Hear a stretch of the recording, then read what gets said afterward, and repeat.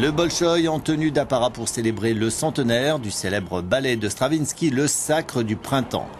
C'est la première production du théâtre russe depuis l'attaque à l'acide commise sur son directeur Sergueï Filin dans un contexte de rivalité exacerbée et de conflits internes au Bolchoï.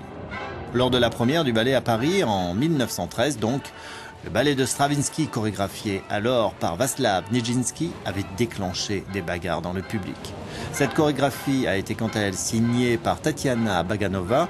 Elle présente des danseurs et des danseuses assoiffés qui recherchent de l'eau au travers d'une soumission symbolique à l'idéologie, à la technologie, avant finalement de trouver l'amour. Cette production s'inscrit dans le cadre d'un festival qui présentera aussi d'autres interprétations de la pièce de Stravinsky, celle de Béjart, de Pina Bausch et du Ballet national finlandais.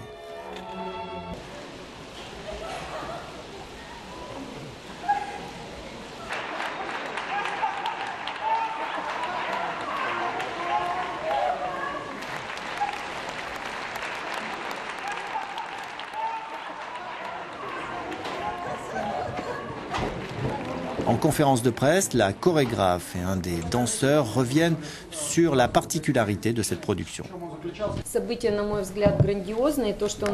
Je pense que l'événement est superbe, et notamment parce qu'il est présenté dans un théâtre national classique.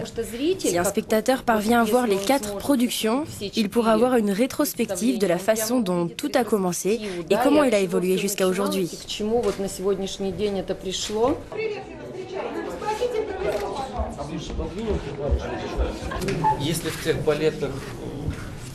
Si dans les précédentes productions du ballet, les créateurs ont pris et choisi une victime qui est sacrifiée, dans cette version actuelle, tout le monde, tous les danseurs se sacrifient pour obtenir cette eau attendue depuis si longtemps.